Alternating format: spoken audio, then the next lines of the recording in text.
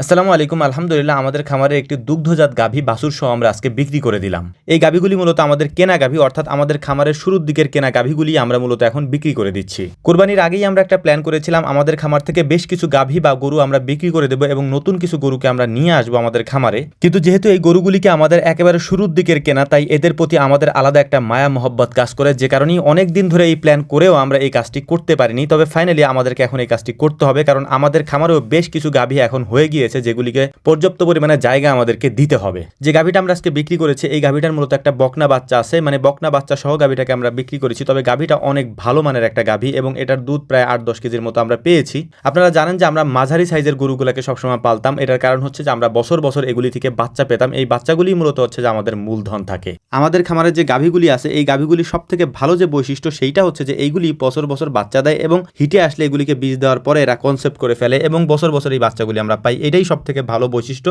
যারা খামার করেন তারা জানেন যে একটা গাভীকে যদি বারবার বীজ দিতে হয় বা বারবার যদি সিমেন্ট দিতে হয়, বারবার যদি সেগুলি বীজ না রাখে, তাহলে অনেক বেশি ক্ষতির সম্মুখীন খামারিদের বিশেষ করে হতে হয়। আমাদের খামারে এই মুহূর্তে এই গাভীগুলির যে বাচ্চাগুলি ছিল, মানে বকনা বাচ্চাগুলি আমরা রেখেছিলাম, সেই বাচ্চাগুলি মূলত এখন প্রেগনেন্ট বা আগামীতে বাচ্চা দিবে। এই কারণেই মূলত এই গাভীগুলিকে আমাদেরকে কমাতে হচ্ছে। আমাদের এখানে 3টা শেড, এই তিনটা শেডের মধ্যে আমরা গাভী এবং ষাঁড়গুলিকে রাখি। তবে এই 3টা শেড ভরে যাওয়ার পর জায়গা না থাকার কারণেই মূলত হচ্ছে আমাদের এই গাভীগুলিকে সেল দিতে হয় বা আমাদেরকে বাছুরগুলিকে সেল দিতে হয়। তো সেই কাজগুলি আমরা করার চেষ্টা করতেছি যে নতুন গাভীগুলিকে আমরা ওদের জায়গায় স্থলাভিষিক্ত করছি। আগেই বলেছি এই গাভীগুলিকে বিক্রি করার প্ল্যান আমাদের অনেক আগে থেকেই ছিল, কিন্তু ওদের প্রতি একটা মায়া তৈরি হয়ে যাওয়ার কারণে আমরা এই কাজটা করতে পারিনি। দীর্ঘদিন পর্যন্ত আমরা চেষ্টা করেছি, কিন্তু এখন যেহেতু ওদের যে বাচ্চাগুলি আছে সেই বাচ্চাগুলি প্রেগনেন্ট হওয়ার কারণে তাদেরকে আমাদের ওদের জায়গায় আনতে হবে। এই কারণে মূলত জায়গা ফাঁকা করার কারণে ওদেরকে বিক্রি করা ছাড়া আমাদের আর কোনো উপায় ছিল না এখন, বা আমাদের নেইও। কিন্তু ওদেরকে বিদায় দেওয়ার সময় এতটা পরিমাণে খারাপ লাগতেছিল সেটা আসলে বলার মতো না, কারণ প্রতিদিন ওদের সাথে দেখা হওয়া, সাক্ষাৎ হওয়া বা ওদের